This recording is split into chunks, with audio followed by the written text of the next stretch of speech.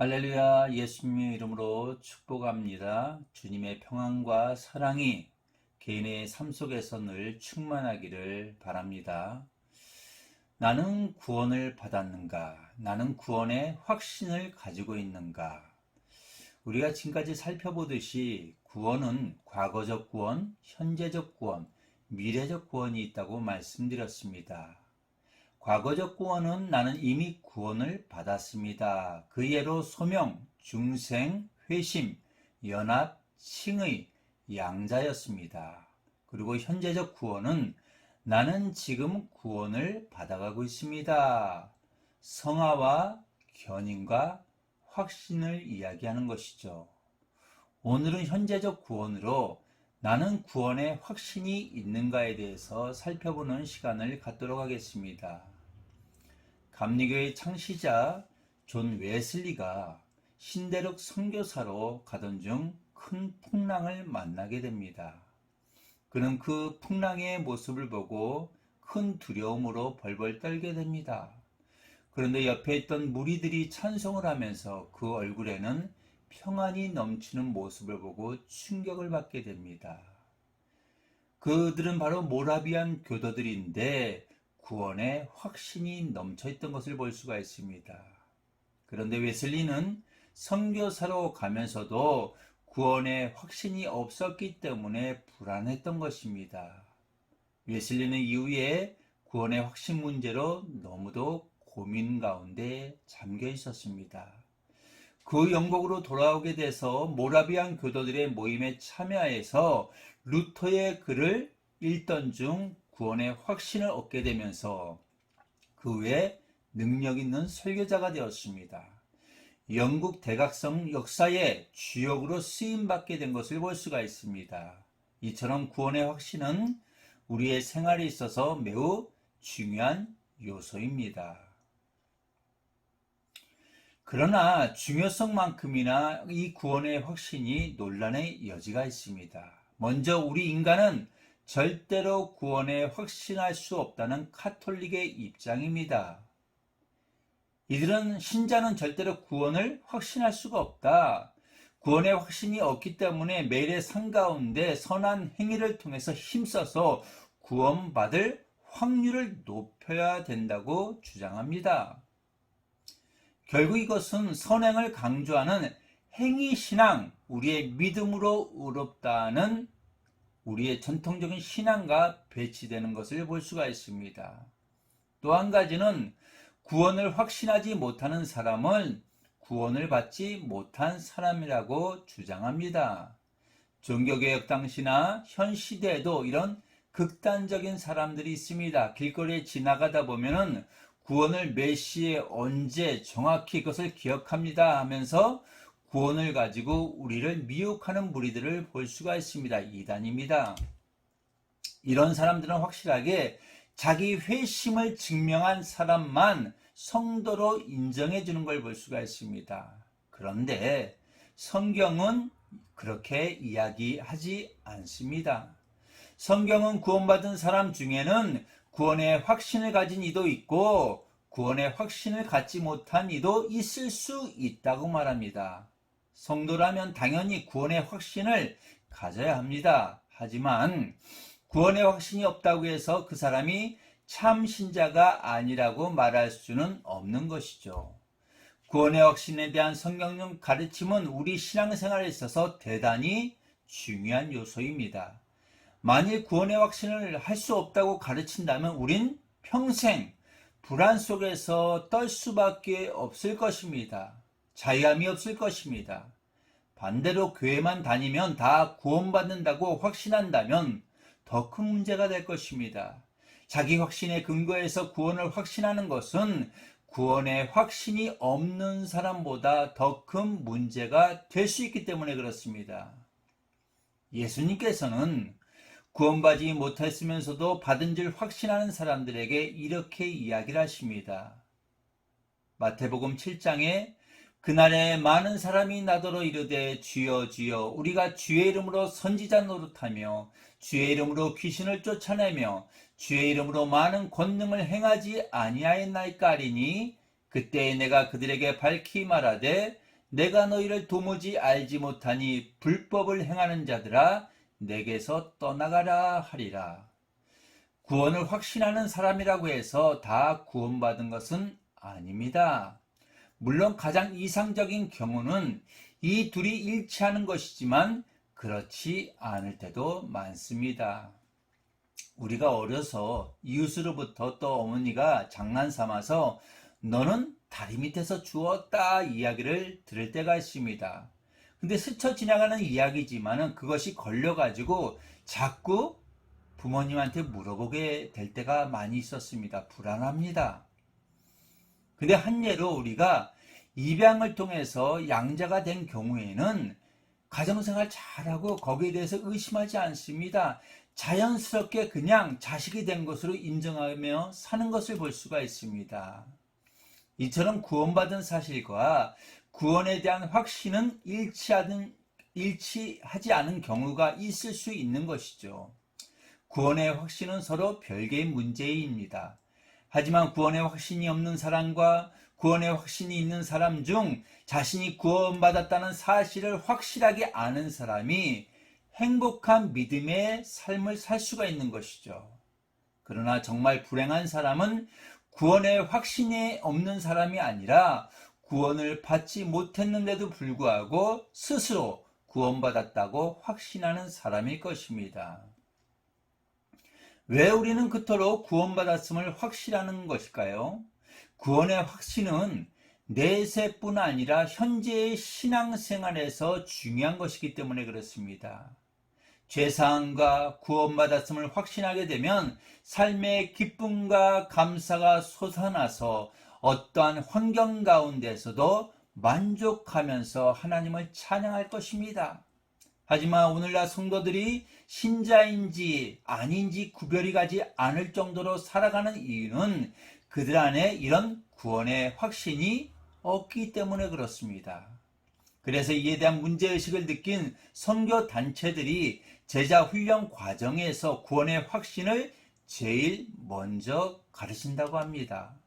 구원의 확신을 가르치고 훈련을 시키는 이유는 구원의 확신이 무너지면 다른 것도 와르르 무너지기 때문에 그렇습니다. 구원의 확신은 생활의 활기 정도가 아니라 고난을 이길 수 있는 힘을 주기 때문입니다.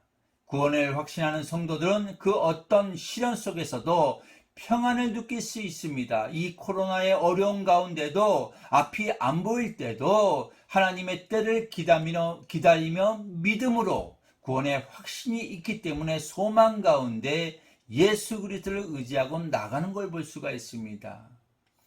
또한 구원의 확신은 신자뿐 아니라 불신자에게도 영향을 미칩니다. 만약 신자가 예수 믿는다고 하면서 불신자와 다를 바가 없다면 세상에 아무런 영향을 끼칠 수가 없을 뿐 아니라 부정적인 인상만 줄 뿐입니다. 복음의 장애가 되는 것이죠. 그러나 구원을 확신하며 항상 기쁨으로 살아가는 모습은 세상 사람들에게 빛과 소금의 역할을 하기 때문에 그렇습니다. 그렇다면 우리는 어떻게 구원을 확신할 수 있을까요? 구원을 확신하는 방법은 두 가지가 있습니다. 객관적인 방법과 주관적인 방법이 있습니다. 첫 번째 객관적인 방법이란 비록 느낌이 없지만 객관적인 사실 때문에 내가 구원받았다는 것을 받아들이는 것입니다.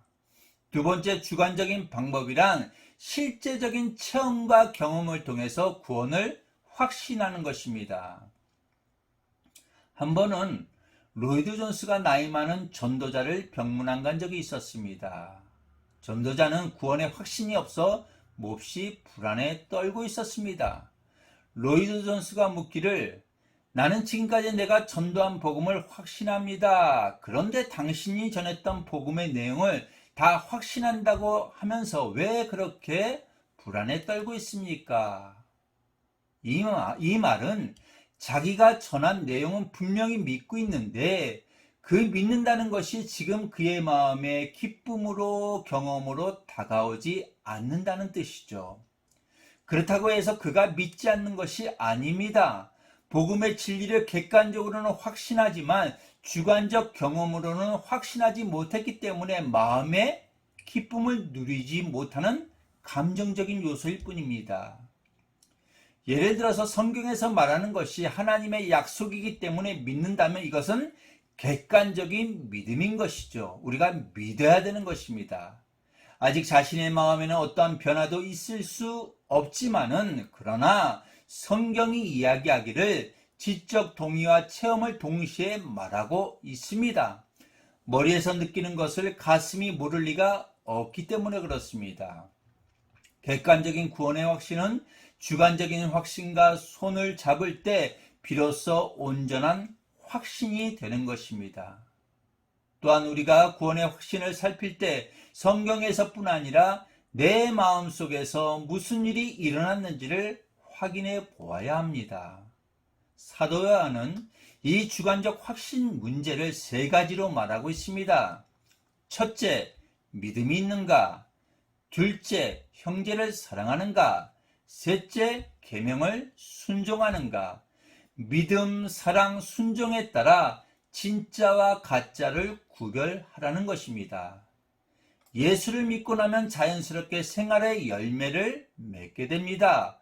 이런 성령의 열매를 보고 구원을 확신하는 것이 주관적인 확신인 것입니다. 이런 확신이 없다면 대단히 위험한 것이죠. 로이드 존스 목사님이 회심 설교를 하고 있을 때 어떤 청년이 쫓아와 이렇게 이야기를 합니다. 오늘 목사님의 설교를 듣고 드디어 확실하게 회심한 것을 느낍니다. 그러나 로이드 존스 목사님은 두고 봅시다. 앞으로 봅시다. 이런 이야기를 했다고 합니다. 이처럼 단지 입술의 고백만으로는 구원을 확인하는 것이 아니라 그 사람의 삶에서 확인해야 하기 때문에 쉽사리 인정해주지 않았던 것입니다. 두고 봐야 합니다. 주관적인 구원의 확신에 필요한 증거에는 외형적인 행동만이 아니라 마음속의 동기가 어떤 생각을 하고 있는지 살펴보아야 합니다. 내가 심령이 가난한가? 애통하는 마음이 있는가? 온유한가? 의에 줄이고 목마르고 있는가? 하나님에 대한 갈망이 있는가? 예배에 대한 기쁨이 있는가?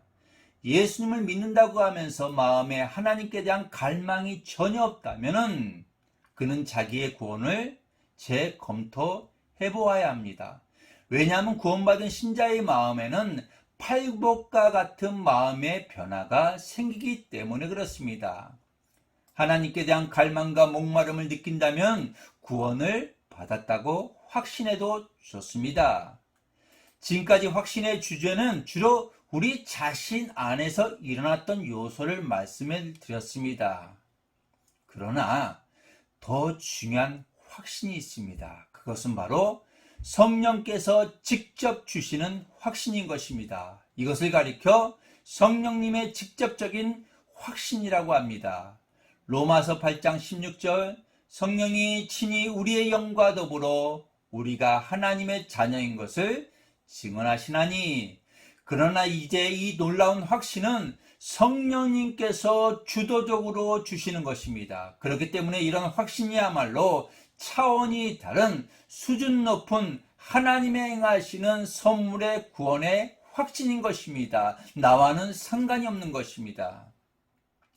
교회사를 살펴보면 많은 믿음의 선배들이 이런 확신 가운데 살았던 것을 알게 됩니다. 그 가운데 존 웨슬리는 자신에게 임한 이런 확신을 다음과 같이 말하고 있습니다. 약 9시 15분 전에 루터의 로마서 주석 서문을 읽던 중 왠지 내 마음이 뜨거워지는 것을 느낄 수 있었다. 나는 구원받기 위해서는 오로지 그리스도만을 믿어야 한다고 느꼈으며 또한 그분이 내 죄를 그리고 나 자신조차 옮겨버리시고 죄와 사망의 법에서 나를 구원하셨다는 확신이 나에게 주어졌다. 웨슬리는 대학 시절부터 성경벌레라는 별명을 얻을 정도로 성경을 열심히 연구했고 공부했습니다. 그리고 신대륙의 선교사로 나가 복음을 전하기까지 했습니다. 그러나 그의 마음속에는 아직 구원의 확신이 없었습니다. 그러던 중 어느 날 갑자기 성령께서 직접 그의 구원을 확신시켜 주셨던 것입니다. 조나단 에드워드도 마찬가지로 이렇게 말합니다. 1737년 묵상과 기도를 드리기 위해 말을 타고 숲속으로 갔습니다. 말에서 내리는 순간 나는 특별한 광경을 보았습니다. 그것은 하나님 아들의 영광이었습니다. 그분의 은혜와 사랑 그리고 온유와 겸손을 보았습니다. 내 생각에는 그것이 약 1시간 동안 계속되었습니다. 그때 나는 크게 소리내어 울었습니다. 이런 체험이 바로 성령님께서 그에게 직접 주시는 확신인 것입니다. 그러므로 구원의 확신 방법에는 종합적으로 객관적인 확신, 주관적인 확신, 성령님이 주시는 확신, 이렇게 세 가지가 있습니다. 웨스트민스터 신앙 고백에 이런 이야기가 있습니다. 참된 신자도 구원의 확신을 얻을 때까지 많은 고난과 투쟁을 거치며 오래 기다려야 한다. 웨슬리와 조지 히피드 같은 경우는 이 확신을 얻기까지 수많은 기도의 시간과 애통하는 눈물로 몇 년의 기다림을 통해 놀라운 확신을 얻은 것입니다. 구원의 확신은 막연히 기다린다고 얻은 것이 아니라 성도들은 은혜 통련이 성경 읽기, 성경 듣기, 성찬 참여, 기도 예배를 통해 열정적으로 확신을 추구해야 하는 것입니다. 구원의 확신은 있어도 좋고 없어도 좋다는 식으로 취급할 문제가 아닙니다. 베드로가 말한 것처럼 더 힘을 써서 구해야 하는 것입니다.